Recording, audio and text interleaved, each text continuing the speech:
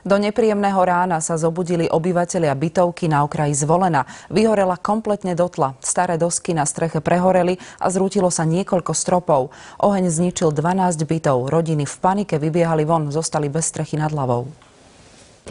33 detí a 34 dospelých pripravil oheň o strechu nad hlavou.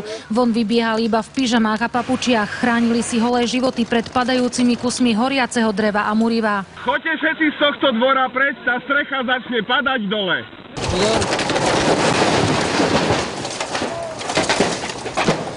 Aha, takto som vyšiel vonka.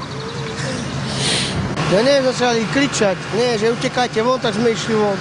Za pár minút bola v plameňoch strecha, staré drevo prehorelo a krovy sa prepadli do bytov. Oheň vážne poškodil 12 bytov, ktoré sú podľa statika neobývateľné. Bol tu veľmi ťažký prístup, lebo tu nás sú drevené stropy, ktoré sa prepadávali na príslušníkov, skoro spadol strop.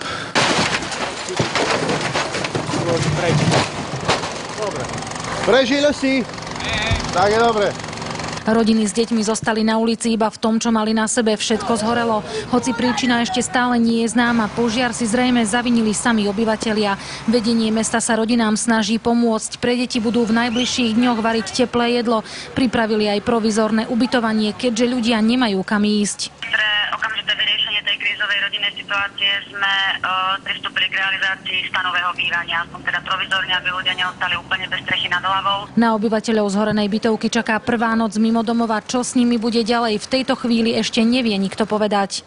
Pre televíziu Joj Katarína Kováčiková. Obyvateľov z volenskej bytovky v časti Balkán dnes skoro ráno prebudil hustý dym a silný zápach. Strechu ich domu zachvátili plamene. Ľudia v panike utekali von. Hasiči oheň likvidovali 5 hodín.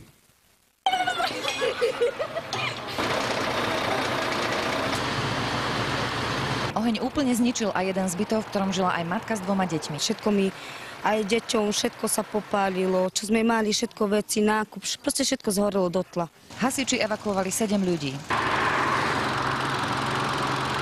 Ľudia si z tejto bytovky stihli zobrať iba najdôležitejšie veci. Iní však pred ohňom ušli doslova v poslednej chvíli. Niektorí ľudia z domu sa chcú do poškodených bytov vrátiť. Situáciu však musí posúdiť statik. Podľa našich informácií k požiaru došlo nedbanlivostným konaním obyvateľov bytovky.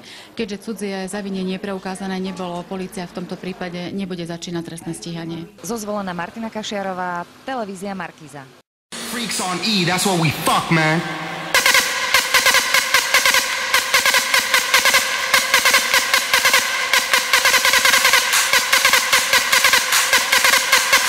Damn, you got them all intoxicated on beats. Oh.